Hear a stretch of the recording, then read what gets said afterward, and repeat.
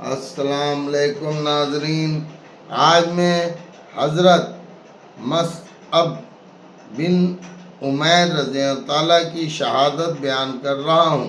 حضرت مصعب بن عمیر رضی اللہ تعالیٰ اسلام لانے سے پہلے بڑے ناز کے پلے ہوئے اور مالدار لڑکوں میں تھے۔ ان کے باپ ان کے لیے 200 درہم کا جوڑا خرید کر پہناتے تھے۔ نوعمر تھے، بہت زیادہ ناز و نعمت میں پرورش پاتے تھے۔ اسلام کے شروع کی زمانے میں گھر والوں سے چھپ کر مسلمان ہو گئے اور اسی حالات میں رہتے کسی نے ان کے گھر والوں کو خبر دی۔ انہوں نے ان کو باندھ کر قید کر دیا۔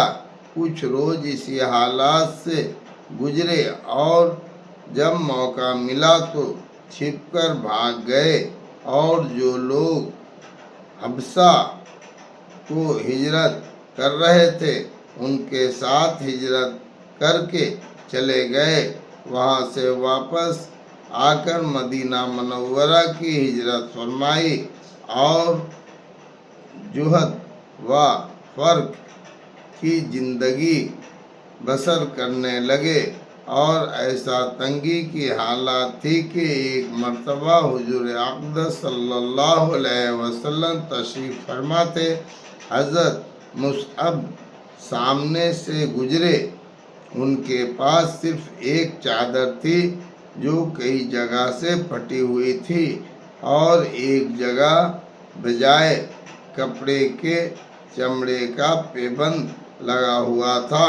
حضور صلی اللہ علیہ وسلم ان کی اس حالت اور اس پہلی حالت کا تذکرہ فرماتے ہوئے آنکھوں میں آنسو بھر لائے۔ غزوہ احد میں مہاجرین کا جھنڈا ان کے ہاتھ میں تھا۔ جب مسلمان نہایت پریشانی کی حالات میں منتشر ہو رہے تھے تو یہ جمے ہوئے کھڑے تھے۔ ایک کافر ان کے قریب آیا اور تلوار سے ہاتھ کاٹ دیا کہ جھنڈا گر جائے اور مسلمانوں کو گویا کھلی شکست ہو جائے۔ انہوں نے فوراً دوسرے ہاتھ میں لے لیا۔ انہوں نے دوسرے ہاتھ کو بھی کاٹ ڈالا۔ انہوں نے دونوں بازوؤں کو جوڑ کر سینے سے جھنڈے کو چمٹا لیا کہ گرے نہیں۔